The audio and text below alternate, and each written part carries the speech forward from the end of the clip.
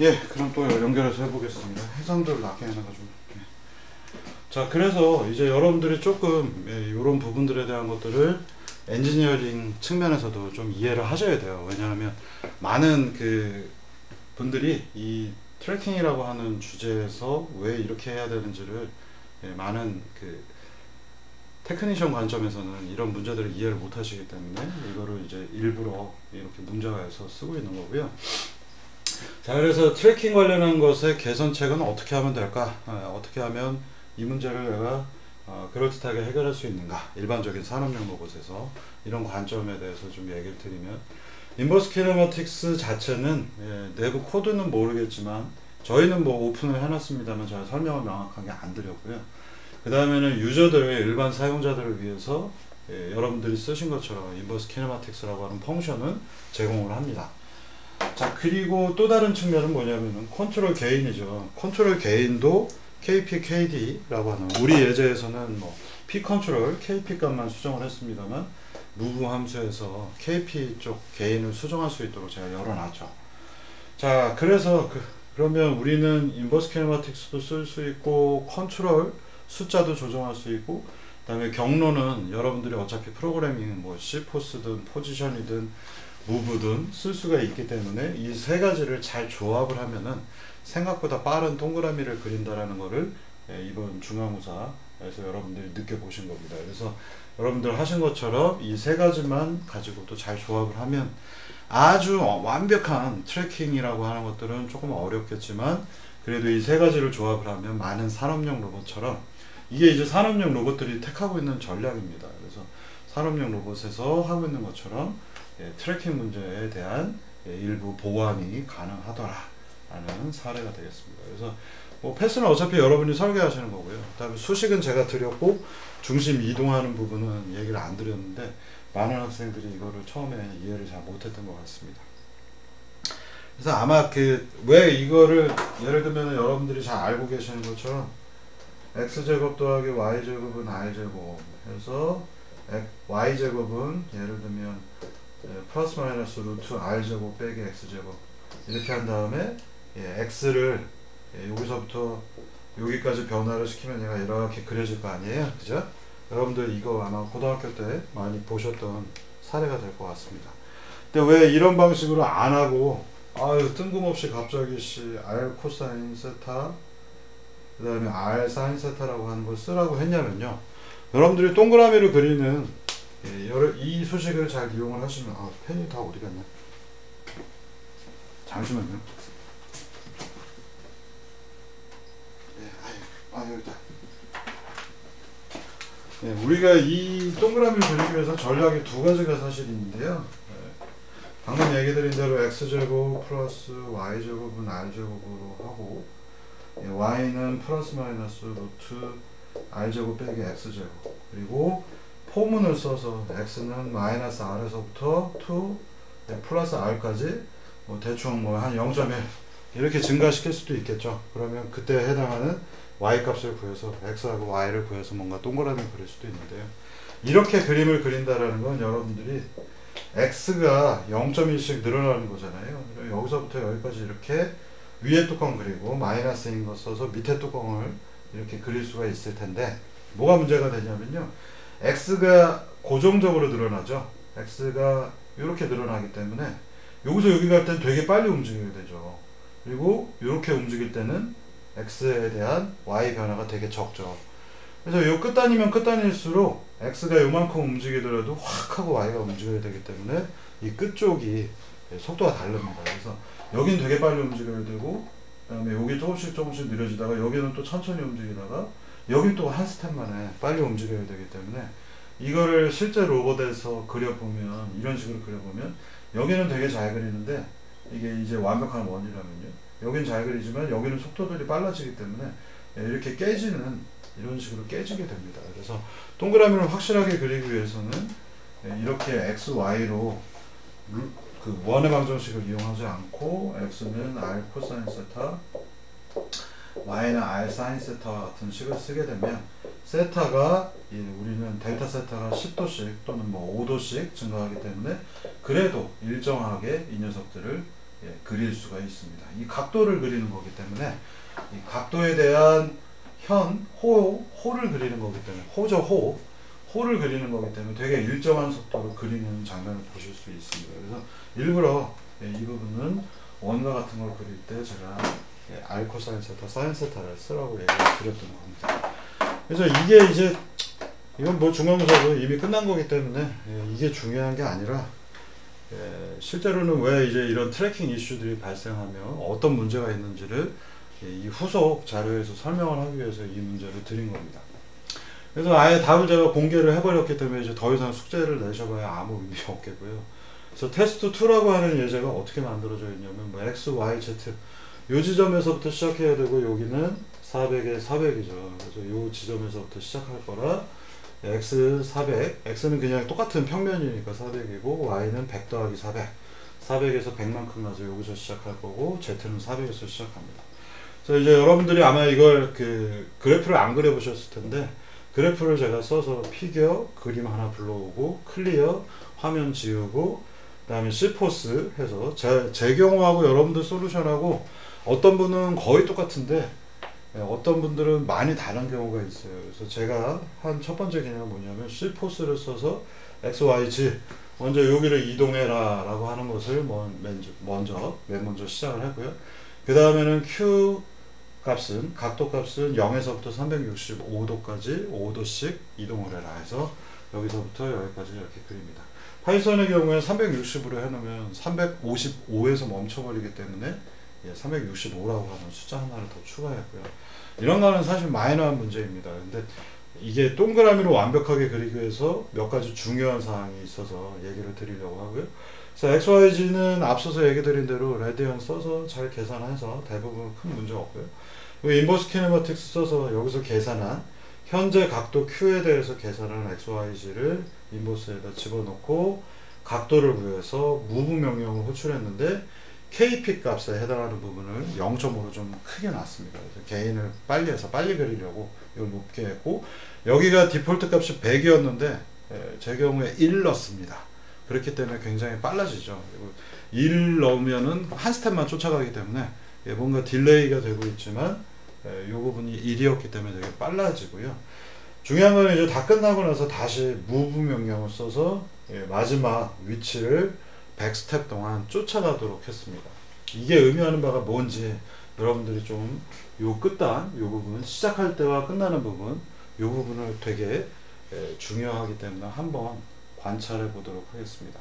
그래서 요 코드에 해당하는 부분은 여러분들이 첫 번째 이 빨간 박스 스타팅 포지션 맨 처음에 여기서부터 이렇게 돌아가는 이 포지션이 되겠고요. 별거 없고 0도부터 360도까지 여기가 0 들어가야 되고 360까지 들어가야 됩니다. 그래서 365까지 이 부분 365까지 했던 거고요. 자, 특이점을 이제 이렇게 보시면 여러분들이 조금 이해하시기 좋은데 많은 학생들이 1, 2번은 그래도 고찰을 했습니다. 근데 3번을 생각하신 분들이 별로 없고요. 1번은 맨 처음에 시작하자마자 앞서 얘기드린 대로 이니셜 포지션, 스타팅 포지션으로 이동하고 0에서 360까지 5도씩 쫙 그립니다. 근데 이 숫자가 개인 값은 되게 높게 놨고 타임은 겨우 꼴랑 원 스텝, 한 스텝밖에 안 썼기 때문에 여러분들이 이런 코드를 의미하시는 바를 잘 보시면 무브는 100스텝을 넣으면 굉장히 얘가 가서 여기서 쭉 하고 천천히 수렴에 들어가죠. 한 번을 넣으면 가다가 만다는 얘기예요. 그죠? 이 숫자를 많은 학생들이 이제 그래서 뭐 한 5개로 늘리셨는데 그것도 괜찮습니다. 한 5번 정도면 근처까지 가요. 그런데 마지막 이 3번이 꼭 들어가야 되는 이유 중에 하나는 뭐냐면 얘가 이렇게 그리다가 여기서 요 무브 명령이 동작을 해서 여기까지 가야 되는데 여기를 5스텝 또는 뭐 10스텝만 넣으면 끝까지 가지 못하고 여기서 이렇게 가다가 멈춰버리겠죠. 무브 명령을 요 숫자가 뭐 5번이든 10번이든 넣기 때문에 10번만 가다 멈추기 때문에 이 끝단까지 이렇게 여기까지 확실하게 가지 못합니다. 그래서 마지막에 끝까지 가라고 하는 기능 하나를 추가해 넣은 겁니다. 그래서 제가 쓴 전략은 이게 이제 조금씩 다를 수 있어요. 그래서 2번을 예를 들어서 1이 아니라 뭐 한 30 이렇게 넣으신 분은 천천히 그리겠고요. 그러니까 속도는 좀 낮겠죠. 근데 저는 1이니까 1보다 더 작을 수는 없어요. 한 스텝은 그려야 되니까. 1까지 넣고 마지막에 끝점을 따라 들어가는 무브 함수, 이거는 100스텝 걸리겠죠. 이렇게 넣었기 때문에 마지막 위치가 조금 더 정교하게 나타난다는 장점이 있습니다. 그래서 이 끝단 처리가 로봇 쪽에서 되게 중요하고, 여러분들이 무브 명령을 줄여서 개수를 줄였다면 마지막에는 무브를 충분히 줘서 시간, 어디까지 수렴할 수 있는 시간을 충분히 줘서, 그러니까 그래프로 보신다면 이렇게 수렴에 들어가는 걸 100번으로 놓은 건데 이렇게 잘라버리니까 가다가 말 거 아니에요, 그죠? 이 무브가 짧게 주면 여기가 뭐 예를 들어서 10번을 줬다 라고 하면 얘는 이렇게 가다가 멈출 거기 때문에 요만큼의 에러가 생기겠죠. 그래서 이 에러를 줄이려면 또 P값, KP 값을 되게 높이면 그림이 이렇게 가니까 좀 더 일찍 자를 수도 있겠죠. 이런 것들을 여러분들이 잘 상기하셔서 설계를 하셔야 된다는 얘기입니다. 그래서 정답이 정확하게 이거다 저거다 얘기할 수는 없지만 요 숫자들을 튜닝을 잘 하셔서 만들거나, 아니면 저처럼 이렇게 과격하게 되게 빠르게 해놓고서 마지막에 무브 명령 써서 끝단을 쫓아 들어가게 하는 것들, 하나의 팁으로서 얘기 드릴 수 있겠습니다. 자, 근데 이 코드를 가지고 여러분들이 오늘 다루려고 하는 내용을 조금 더 이해를 해 보실 필요가 있습니다. 굉장히 중요한 컨셉을 이제 오늘 얘기를 할 건데요. 자, 앞서에 왜 스텝 1과 스텝 3를 뒀는가? 많은 학생들이 스텝 2만 한 경우도 많습니다. 절반 정도가 1이나 3가 거의 없고요. 1, 2만 가지고 하신 분들이 되게 많고, 그 다음에 2만 있는 경우도 몇 개 있어요. 자, 이 1은 앞서서 얘기 드린 것처럼 처음 로봇이 이렇게 시작하자마자 이렇게 되어 있잖아요. 시작 지점으로 이동하는 게 필요하겠죠. 그래야 이 함수를 또 부르고 또 부르고, 똑같은 자리에서 1을 여러 번 호출하게 되면 이 녀석이 이렇게 와 있는 게 필요하니까, 이게 초기 위치에서 이쪽으로 이동하는 한 가지 기능이 필요하기 때문에 C포스는 이렇게 그립니다. 만약에 1번이 없으면 어떻게 되겠어요? 로봇이 맨 처음에 시작할 때 여기에 있다가 갑자기 이쪽으로 와서 그림을 그리려니까 이만큼의 위치 에러가 생기고 이렇게 올라가겠죠. 그죠? 얘가 이만큼 따라오다가 여기까지 못 온 상태에서 다음 스텝으로 가니까 그림을 그리면, 여기서 동그라미는 실제 여기 있는데 얘는 이렇게 그림이 그려지고 말겠죠. 그래서 쫓아오는 시간 때문에 그리다 많은 원이 생길 수밖에 없습니다. 이런 점들은 그래픽 꾸준히 보시면서, 그리고 그래픽만으로는 원이 정확하게 안 보이기 때문에 피겨, 플롯, 이 두 가지 명령 쓰셔서 그려보시면은 아, 내가 제대로 했구나 아니구나, 이런 것들이 한눈에 잘 보이게 됩니다. 모르셨죠? 자, 그래서 여러분들 숙제는 제가 이제 피겨하고 플롯 명령 찍어서 넣어 보면은 이제 잘하셨는지 못했는지 이제 잘 한눈에 보일 것 같습니다. 자, 스텝 2는 뭐 뻔해요. 그래서 스텝 2의 경우에는 아까 얘기 드린 대로 동그라미를 그리는데 필요한 작업이고요. 말씀드린 것처럼 이 숫자가 좀 작으면 속도는 빨라지지만 마지막 스텝에서 끝점까지 확실하게 못 가기 때문에 그걸 보상하기 위해서 마지막에 끝점으로 이동해라 라고 하는 함수 하나가 더 추가하면 좋습니다. 그래서 하나의 사례로서 얘기 드리는 거고요. 스텝 3에 대해서 이제 오늘 조금 얘기를 해보겠습니다. 그리고 이 스텝 3 부분이 추가가 되는 요 일들이 어떤 종류의 문제하고 결합이 되는지 오늘 좀 같이 얘기를 해보겠습니다. 자, 아까 테스트 2의 경우에는요, 이렇게만 해서 플롯을 하면 실제로 그냥 완벽한 원을 잘 그릴 텐데, 일부러 이 숙제하고는 상관이 없고요. 여러분들은 거기까지만 하시는 거고, 포워드 키네마틱스를 써서 현재 이 함수를 잘 보시면 C포스 스텝 1이 이동해서 요 끝단으로 간 다음에 충분한 시간을 주고 끝으로 이동을 했죠. 여기는 무브가 아니라 C포스를 썼기 때문에. 그래서 여기까지 간 다음에 요 지점에 현재 있는 각도들을 토대로 해서 포워드 키네마틱스로 위치를 한번 찍어 봤고요. 그래서 이 플롯 명령이 실제로 마지막 끝단 C포스가 이 입력으로 나온 것이 아니라 C포스가 컨트롤러이기 때문에 입력을 넣으면 항상 거기까지 가 있겠죠. 근데 실제로 얘가 이렇게 어디 가서 멈췄는지 그 값을 각도를 뽑아내서 포워드 키네마틱스를 그려보면 실제 위치에 대한 것들을 우리가 정확하게 알 수 있겠죠.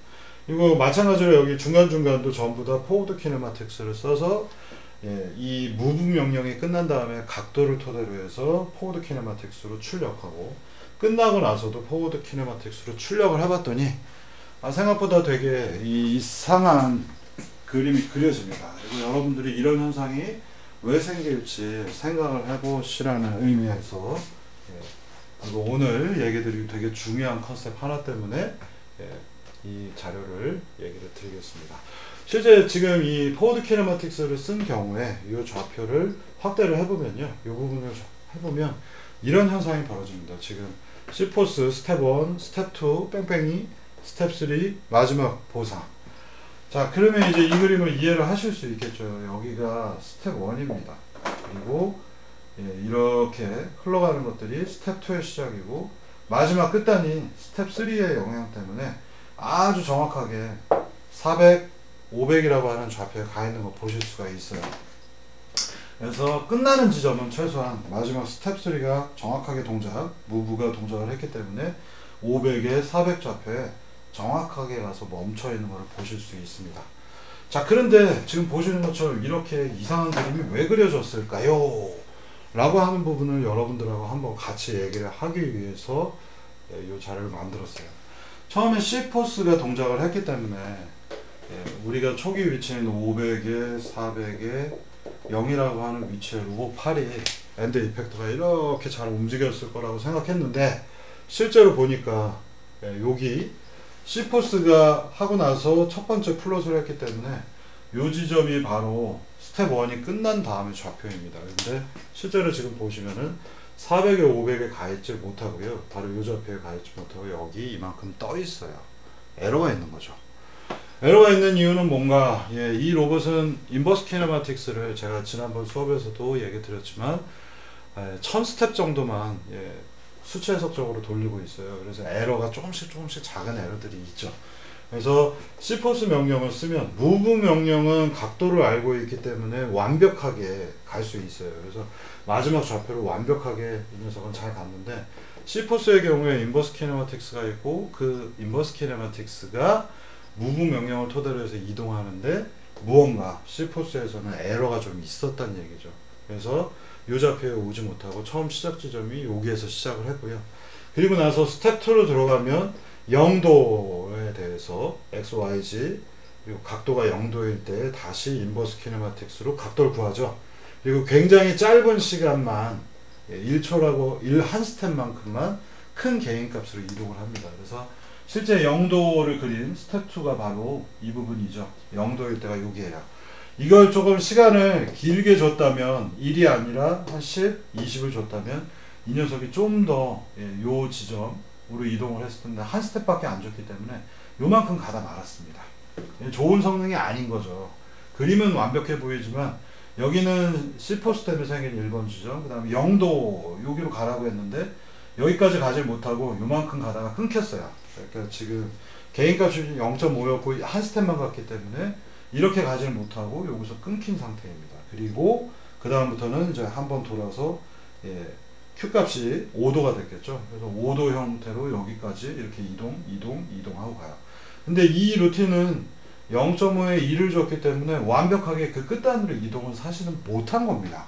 여러분들이 이 값을 줄이면 줄일수록 그 위치로 정확하게 가지 못했기 때문에 사실 완벽한 원이라 이렇게 생겼다면 우리는 그걸 못 쫓아가는, 이렇게 못 쫓아가고 있는 형태의 원들이 그려진 겁니다. 사실은. 그래서 컨트롤러 값이 이 부분에서 충분한 시간을 주면 느려지고, 근데 이 충분한 시간이 적당히 동그라미를 그리는 거라면 굉장히 짧은 시간을 줘서 빨리 쫓아가게 하는 거예요. 그래서 실제 트래킹 문제들은 내가 이런 궤적을 쫓아가라고 그러면 실제로 이걸 완벽하게 쫓아가지 못하고요. 컨트롤러가 쫓아가는 시간이 있기 때문에 계속해서 못 쫓아가서 이렇게 옵셋이 존재하게 됩니다. 이게 트래킹 에러라고 보통 우리가 부르고 있어요. 로봇공학에서는 이걸 트래킹 에러라 부르고, 트래킹 에러는 최대한 좁혀보려고 하지만 에러 자체를 피할 길은 없습니다. 에러를 줄이려면 되게 느리게 동작을 해야 되는 거죠. 그러니까 내가 이렇게 움직였는데 이걸 아주 천천히 이렇게 움직이게 하면 컨트롤러가 이걸 쫓아올 수 있는 시간이 충분하겠죠. 그래서 천천히 그리면 트래킹 에러가 작아지겠지만 빨리 그리게 되면 빨리는 그리지만 에러는 많아서 이런 식으로 쫓아가게 됩니다. 그리고 빨리 하지 않고 천천히 그린다면 이 트래킹 에러가 이만큼이 아니라 더 좁아져서 되게 좁게 쫓아가게 됩니다. 그래서 뭔가 궤적을 되게 정확하게 그려야 된다면 빨리 그리는 것들이 로봇 쪽에서 쉽지가 않습니다. 그래서 지금 있는 인버스 키네마틱스하고 컨트롤러만 조합해서는 빠르게 정확하게 그리는 것은 사실상 어렵습니다. 그런 것들을 여러분들이 한번 느껴보시라고 이런 예제들을 내드렸던 거고요. 그래서 이게 처음 위치, 그리고 여기까지 가라고 해도 못 가다가 여기에 멈춘 이유는 인버스 키네마틱스 자체에 에러가 있으니까 여기서 멈췄고 000 각도가 모든 각도가 어디 있어요? 0도부터 360도까지 그려야 되는데 0일 때 다시 한번 여기로 인버스 키네마틱스 풀어서 가려고 했는데 가다가 막았고 이렇게 뺑글뺑글 도는 예제가 등장을 했습니다.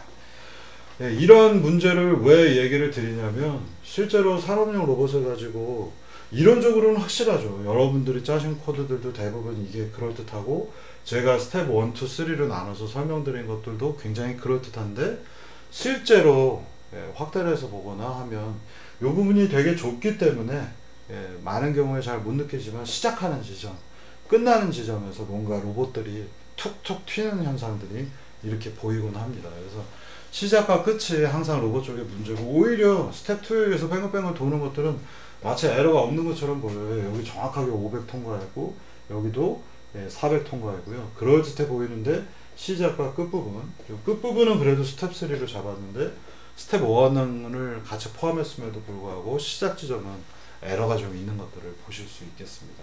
그리고 이 에러가 존재하는 이유는 C포스 내부에 있는 인버스 키네마틱스의 수치 에러 때문에 그렇습니다. 이런 것들을 여러분들이 좀 재밌는 하나의 사례로서 로봇을 제어한다고 하는 것들, 로봇을 움직인다고 하는 것들이 생각보다 많은 에러 문제들을 포함하고 있어요. 그래서 로봇이 되게 정확하게 움직일 것처럼 생각되고 많은 제조사들은 우리 로봇은 되게 정확해 라고 얘기하지만 실제로는 로봇들은 에러라고 하는 컨셉들, 에러라고 하는 것들을 항상 가지고 있기 때문에 오차를 가지고 있기 때문에 그 오차를 상정해서 문제를 풀려고 노력을 해야 됩니다. 그래서 여러분들이 이거를 조금 더 퍼포먼스를 높이려고 한다면 어떤 방법이 있을까요? 아까 스텝 2 안에 보시면은 여기에 무브 함수를 0.52를 넣었는데 0.52를 넣었더니 한 스텝밖에 동작을 안 해서 얘가 이제 가다 말죠. 대신에 여기를 2라는 숫자 2스텝씩 넣었어요. 그럼 전체를 그리는데 속도는 2배로 증가하겠죠. 이렇게 빨리 그렸다면 여기서 한 스텝 더 먹기 때문에 뭔가 조금 더 느려지겠죠. 그런데 초기 위치 에러는 여기가 C포스에 의해서 처음 잡은 위치, 그 다음에 0도일 때 계산한 값으로 얘가 이동하고 있는 장면 보실 수 있죠. 지금 보셔야 되는 그림은 여기서부터 여기까지 이동, 이거는 한 스텝밖에 못 갔기 때문에 요만큼밖에 못 간 거고요. 얘는 이만큼을 더 갔죠. 2스텝 동안 이동하라고 했기 때문에 그래도 요 근처로 가려고 노력을 했습니다. 그래서 정말 숙제를 잘하는 학생 중에 이걸 의도했는지 아닌지 모르겠지만 2 이상의 숫자를 줘서 한 4나 5를 줘서 요게 그래도 여기까지 가도록 알고 하셨는지 모르고 했는지 모르겠습니다만 그런 사례들이 있습니다. 그래서 이 숫자가 너무 작으면은 트래킹 에러 관련된 부분이 이렇게 커집니다. 그리고 여러분들이 또 눈여겨보셔야 되는 그림은 바로 여기에 있는 이 그리드예요. 그리고 여기서부터 여기까지 거리를 보세요. 1일 때는 트래킹 에러가 되게 많고요. 지금 보시면은 여기 2번하고 보면 이 사이가 간격이 두 개가 다르죠. 얘가 조금 더 많이 벌어져 있고 이 녀석이 두 스텝을 쓰기 때문에 얘가 한 스텝밖에 안 되기 때문에 쫓아 들어가려고 하는, 아까 이게 궤적인데 이걸 쫓아 들어가는 이 옵셋에 대해서 트래킹 에러에 대해서 얘기를 드렸잖아요. 이 숫자를 너무 작은 걸 넣었더니 요 간격이 여기서부터 여기 간격, 여기서부터 여기 간격이 얘는 좀 크고 얘는 작은 것들을 보실 수 있습니다. 그래서 이 트래킹 에러를 줄이기 위해서는 너무 이 숫자를 작은 걸 넣으시면 트래킹 에러가 되게 커지게 됩니다. 근데 그냥 그림을 빨리빨리 그려야겠다라고 하면 뭐 이 숫자를 최소한 1까지 낮출 수가 있다. 요 정도는 여러분들이 재미로 한번 아시면 될 것 같습니다. 그래서 이런 것들이 되게 정교한 그림을 그려야 될 때는 굉장히 중요한 이슈가 됩니다. 그래서 트래킹 에러가 가장 중요한 영역은 뭐냐, 그냥 뭐 이거 이렇게 동그라미 그리고 뭐 페인트 칠하는 로봇 이딴 거에서는 별로 중요하지 않은데, 그림을 정확하게 그려야 되는 대표적 사례는 바로 용접 로봇입니다. 그래서 여기 용접봉이 있고 용접봉이 치 해서 그림을 그려야 되는데, 이게 트래킹 에러가 생기면 어떻게 되겠어요? 밀리겠죠. 그래서 트래킹 에러가 크면 안 되는 부분은 즉 그림을 정확하게 그려야 되는 것들, 이걸 라인을 못 쫓아가면 이런 식으로 밀릴 거 아니에요. 용접 로봇에서는 트래킹 에러를 줄이기 위해서 용접 속도는 슉 하고 그리는 게 아니라 이런 식으로 천천히 그리게 됩니다. 하나의 재밌는 사례로서 여러분들이 트래킹 에러라고 하는 것들을 그 중간고사를 토대로 해서 해봤기 때문에 이 자료가 조금 더 이해들이 잘 가실 거라 생각이 됩니다. 자, 그러면 또 다른 방법, 스텝 3에 대한 부분에 뭔가 스텝 3 부분을 그림으로 제가 정확하게 다시 한번 설명을 드리면, 마지막 스텝 3가 없는 경우 그리고 스텝 3가 있는 경우입니다. 그래서 스텝 3를 빼놓으면 아까 보셨던 요 코드죠. move q1 q2 q3 q4 100스텝 동안 0.1이라고 하는 아주 작은 값으로 쫓아 들어가게 했기 때문에 되게 정확하게 마지막 지점을 쫓아 들어가는 거고요. 그래서 그림상 보시면 스텝 3가 있는 경우는 마지막 위치가 딱 정확하게 500, 400에서 멈춰 있는 거 보실 수 있겠고, 스텝 3가 없는 경우에는 그 전에 멈춰버리기 때문에 500, 400까지 가지 못하고 여기까지 가다가 멈추는 장면을 보실 수 있습니다. 그래서 여러분들이 그냥 동그라미를 그리는 거하고 다르게 그래프를 가지고 그려서 보시면은 내가 만든 녀석의 성능이 어느 정도구나 하는 것들을 충분히 이해하실 수 있습니다. 그래서 실제로 되게 중요한 컨셉을 제가 얘기를 드리는 거예요. 그래서 실제 모바일 머니플레이터가 이렇게 움직여서 동그라미 그린 것 같은데, 시작하는 부분 끝날 때 항상 문제점들이 있고요. 트래킹 에러 관련된 것도 그렇고, 이걸 우리가 관찰을 하려면 앞서 얘기 드린 것처럼 프로그램만 짜고 끝나는 게 아니라 포워드 키네마틱스 수식을 이용을 해서 이 녀석의 실제 위치를 데이터로 받아서 그 데이터를 또 다른 종류 뭐 매트랩이나 이런 식의 프로그램에서 대입을 하게 되면 내가 끝부분의 성능이 좋구나 나쁘구나, 그리고 전체적인 트래킹 에러가 얼마가 되는지를 실제 로봇을 가지고 하시기 전에 먼저 체크를 할 수 있습니다. 그래서 많은 경우에 여러분들은 로봇이라고 하는 것들을 그냥 프로그램만 잘 짜면 로봇이 잘 움직이고 눈으로 보고 디버깅 한다고 생각하시는데, 기계적인 특성들은 눈으로 보고 잘 안 보일 때가 있습니다. 그래서 이 트래킹 에러 같은 경우도 이걸 내가 동그라미를 자르라고 했는데 왜 에러가 크지?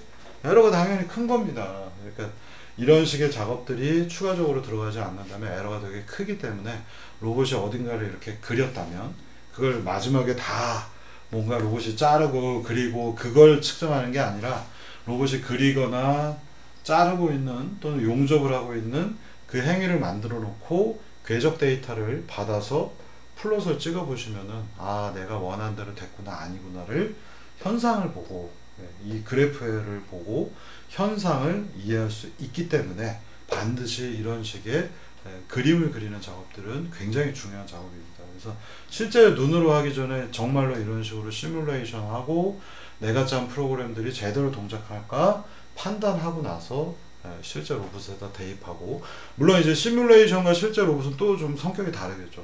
그러니까 얘가 가지고 있는 동특성이라고 하는 것들이 있기 때문에 실제 로봇은 동특성 때문에 이런 경향들이 또 약간 다를 수 있어요. 근데 애시당초 이렇게 여기까지 쫓아 들어가지 못하는 이런 기능상의 미스는 우리가 최소한 그래프를 그려서 확인한 다음에 대책을 세워서 그 다음에 프로그램을 짜서 실제 로봇에 적용을 하는 것이 원칙입니다. 그래서 그런 하나의 사례들을 여러분들이 이해하시라고 실제 지금 실험을 못 해보고 있기 때문에 실험에서 하기 전에도 이런 설명은 제가 드리고 숙제화한 다음에 실제 로봇에다 코드를 집어넣게 하려고 했었는데요. 어쨌든 여러분들이 실험을 못 하고 있으니 이런 것들을 가지고 충분히 이해하시는데 도움이 될 거라 생각이 됩니다. 그래서 요 중간고사 관련된 부분에 마지막은 사실 이 문제를 낸 이유도 그렇고 여러분들이 반드시 이해하셔야 되는 중요한 사항 중에 하나입니다. 프로그램에서는 이 프로그램에서도 여러분들이 보시면 생각보다 에러가 많이 있었죠. 예, 어떻게 우리가 그냥 간단한 어떤 프로그램을 짠다 그러면 그 프로그램은 좌표 대 좌표 대입하면 거기까지 잘 가겠지, 이렇게 생각을 합니다만, 실제로 인버스 키네마틱스를 풀면서 수치 에러가 발생을 하고요. 그 다음에는 사인 코사인에서도 수치 에러가 생기고요. 이런 유형의 수치 에러들이 존재하는 것 더하기, 수치 에러는 컴퓨터상에서 생기는 문제입니다만, 예, 실제 공간 안에서는 동특성이라고 하는 동력학적인 요소가 있기 때문에 피지컬 월드, 우리가 살고 있는 공간이에요. 실제 물리적 공간은 디터미니스틱하지 않다, 결정적이지 않다라는 의미가 되겠습니다. 무슨 얘기냐면, 여러분들은 당연히 이제 여기서 내가 이걸 휙 하고, 예, 초기 속도, 초기 각도 정해서 휙 하고 던지면 똑같은 데가 떨어지던가요? 그러지 않죠. 예, 이 초기 조건이 조금만 틀리더라도, 그리고 이 초기 조건에 각도를 정확하게 30도를 놓을 수가 없잖아요. 휙 하고 던져야 되는데, 뭐 이런 게임 해보시면, 다트 같은 것들 해보시면 언제나 초기 조건을 정확하게 내가 세팅을 할 수 없어요. 로봇을 쓰더라도 초기 조건이 똑같지가 않습니다. 이유는 방금 전에 여러분들이 보신 거하고 똑같습니다. 그러니까 뭔가 인버스 키네마틱스 써야 되고 트래킹 에러라는 것들이 존재하기 때문에 내가 아무리 로봇을 가지고 똑같이 쏘려고 해도요, 예, 다트가 날아가면 똑같은 자리에 가서 박히지 않습니다. 그래서 우리가 살고 있는 세계관은 결정론적이지 않습니다. 이 결정론적인 세계관으로 문제를 풀려고 하는 것은 이제 사실 뉴턴 역학들이 되겠고요. 이 뉴턴 역학 자체는 완벽합니다. 그러나 실제로 우리는 관측을 할 때, 우리가 측정을 할 때 여러 가지 오차들이 있고요. 그 오차들이 굉장히 절대로 오차를 0으로 만들 수가 없습니다. 우리가 관측을 하면. 물론 우리가 그 자를 가지고 물체를 재보면, 아 이건 10cm야, 아 이거는 7cm야, 뭐 맨날 이렇게 얘기할 수 있다라고, 저도 초등학교 때 여러 번 재보라고 선생님이 얘기했지만, 오이씨 뭐 1cm가 1cm지 뭐 그게 바뀌어? 하지만 예, 여러분들이 1cm가 아니라 오늘 이 예제에서 보신 것처럼 무언가 좌표들이 있고, 그게 10.13인지 10.12인지 그리고 그게 반복적으로 동작을 한다면, 예, 에러가 계속해서 누적되면서 쌓이면은 실제로 나중에는 굉장히 큰 에러가 될 수 있습니다.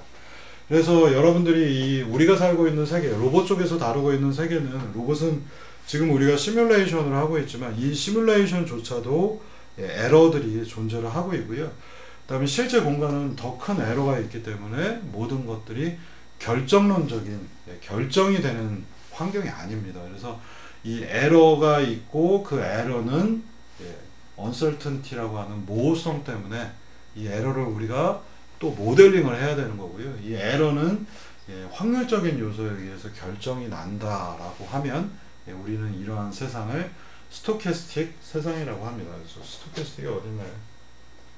어려워서, 여기 있네요. 스토캐스틱은 한국말로 거의 의미가 없고요. 뭐 추계적이라고 표현하기도 하는데 확률적인 세계관입니다. 그래서 우리가 살고 있는 세계관은, 아이 뭐 확률이야, 나는 확실한데, 나는 내가 1,000원 주면 1,000원어치 뭐가 나오죠. 뭐 자판기에다 1,000원 넣으면 1,000원어치 음료수가 나오지만, 결정론적인 것처럼 생각되지만 또 다른 변수가 있죠. 잘 아시는 것처럼 1,000원짜리 넣었는데 돈이 걸릴 수도 있고, 그 다음에 음료가 떨어져서 안 나올 수도 있고요. 그래서 많은 상황들은 우리는 절대적인 요소들이 없다라고 정의하는 것이 바로 로봇이 동작을 하는 우리의 물리적 공간입니다. 그래서 이 공간은 그런데 확률에 의해서 결정이 나는 거고요. 확률이 굉장히 높을 수는 있어요. 그러니까 확률의 최대치는 1이잖아요. 0.999에 해당한다 그러면 거의 대부분 내가 뭘 하면 무언가의 결과가 나오는 거지만 0.999일 뿐이지 절대로 1이 될 수가 없는 세계관이 바로 우리가 살고 있는 세계관이고요. 그래서 내가 방에 들어왔는데 스위치를 키면 불이 들어오겠죠. 근데 불이 안 들어올 수도 있어요. 대부분의 경우에 0.9999로 들어오지만 그날따라 형광등이 고장이 났을 수도 있고, 스위치를 눌렀다고 생각했는데 손가락이 비껴나가고 스위치가 안 켜졌을 수도 있고요. 스위치를 켰는데 정전이 되어 있을 수도 있죠. 그런 것들을 전부 다 포함해서 확률적인 모델링으로 표현하는 것이, 예를 들면 AI 쪽도 마찬가지고 학습화 기법들도 마찬가지고요. 이 로봇적 세계관은 바로 스토캐스틱한 세계관으로 굉장히 빠르게 변화가 됐습니다. 그래서 실제로 2005년도 이전까지는 로봇 시스템들은 대부분 다 디터미니스틱하다라고 정의를 하고 문제들을 많이 풀었습니다만, 컨트롤러 자체는 사실 디터미니스틱한 모델인데, 스토캐스틱하다라는 거는 내가 출력을 내보내도 그 출력이 안 나갈 수 있는 것까지 포함하고, 관측을 했는데 그 관측 결과가 잘못됐을 수 있다는 걸 확률적으로 모델링을 하면 프로바빌리스틱한 세계관 또는 스토캐스틱 세계관이라고 부릅니다. 그래서 여러분들이 지금 이 스마트 팩토리 자동화에서 반드시 아셔야 되는 것들은, 우리가 로봇을 움직인다 하더라도 그 로봇은 확률이 굉장히 높게 움직일 뿐이죠. 여기가 하면 여기 이렇게 가긴 갑니다만 확률적으로 결정이 나기 때문에 이 녀석들의 움직임은 에러들을 굉장히 많이 포함하고 있습니다. 그래서 실제 산업용 로봇을 가지고 여기 갔다 여기가 하는 것들을 계속해서 반복해 보시면, 여기 갔다 여기 갔다 여기 갔다 여기 갔다 여기 각각 끝단에 에러들이 이렇게 위치 에러들이 흔들리는 것들을 보실 수 있고요.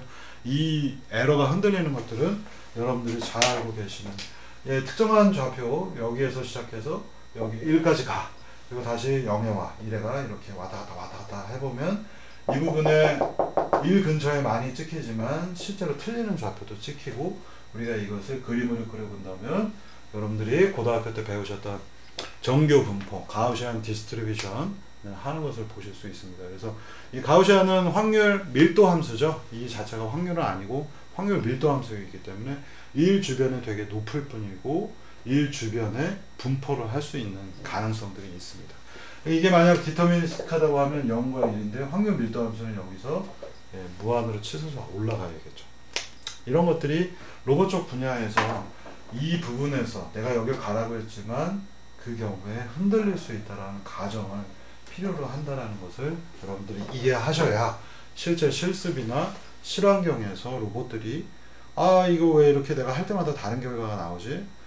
확률적으로 결정이 나기 때문에 그렇습니다. 그래서 왜 정말로 확률적으로 이 세상이 움직이는가?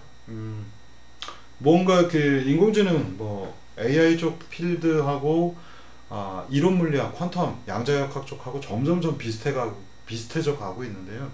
그러니까 양자의 분포를 따지기 위해서 양자의 초기 조건, 아까도 제가 초기 조건이라는 얘기 드렸는데, 그 초기 조건들은 확률 밀도 함수로 표현을 하고 있습니다. 그리고 지능형 문제들에서 학습이나 인공지능 문제들에서 하나의 상태를 표현할 때는 상태가 옛날에 하나의 값이었는데, 아까 표현해 드린 것처럼 요새는 하나의 값이 아니라 그 주변에 있는 확률 밀도 함수로 표현하는 것이 대부분입니다. 그래서 실제 퀀텀의 동작들이 밀도 함수로 표현하는 것처럼 우리 세계관도 지능형 문제들도 대부분 확률 밀도 함수로 표현을 하고 있습니다. 그래서 두 세계관이 점점점 이렇게 비슷해져 가고 있고, 그래서 여러분들은 우리 세계가 디터미니스틱한 결정론적인 세계관이 아니라 스토캐스틱한 확률 밀도 함수의 영향을 받는 세계관이다. 확률 밀도 함수 이런 부분은 나중에 다시 기회가 되면 얘기 드리겠습니다만, 조금 쉽게 더 이해가 잘 안 간다면 그냥 정규분포로 되보는구나. 그리고 우리가 이건 확실한데 라고 하는 것들은 굉장히 높은, 이 부분이 굉장히 뾰족하게 표현되는 가우시안 디스트리뷰션 정규분포이고, 이렇지 않고 확률적으로 우리가 보통 이제 주사위를 던지거나 할 때 앞면이 나올 확률 6분의 1이 나올 확률 6분의 1을 합니다만, 실제로 실험을 해보시면 6분의 1 정확하게 숫자 하나로 나오는 게 아니라 처음에 이렇게 나오다가 이게 점점점 뾰족해져 가는 걸 아실 수 있죠. 그래서 실제로 수백만 번 테스트해야 6분의 1에 도달할 뿐이지, 실제로 우리가 해보면은 한 서너 번 해보면 절대 6분의 1이 안 나오잖아요. 우리가 살고 있는 세계관이 바로 그렇다는 얘기입니다. 그러니까 이론적으로는 6분의 1이 돼야 되겠지만 우리가 살고 있는 세계관 한 10번 해보면 절대 6분의 1이 나오지 않기 때문에 확률이라고 하는 것들을 도입을 해서 모든 문제를 풀어야 되는 겁니다. 그래서 여러분들이 해보셨던 이 중간고사 겸 이 숙제 비슷한 이 예제에서 여러분들이 느끼셔야 되는 거는, 로봇은 에러가 있다라는 굉장히 중요한 성격을 이해하셔야 요 다음에 얘기할 내용들이 조금 더 이해가 수월하실 것 같습니다. 일단 여기서 끊고 다음 수업으로 진행하겠습니다.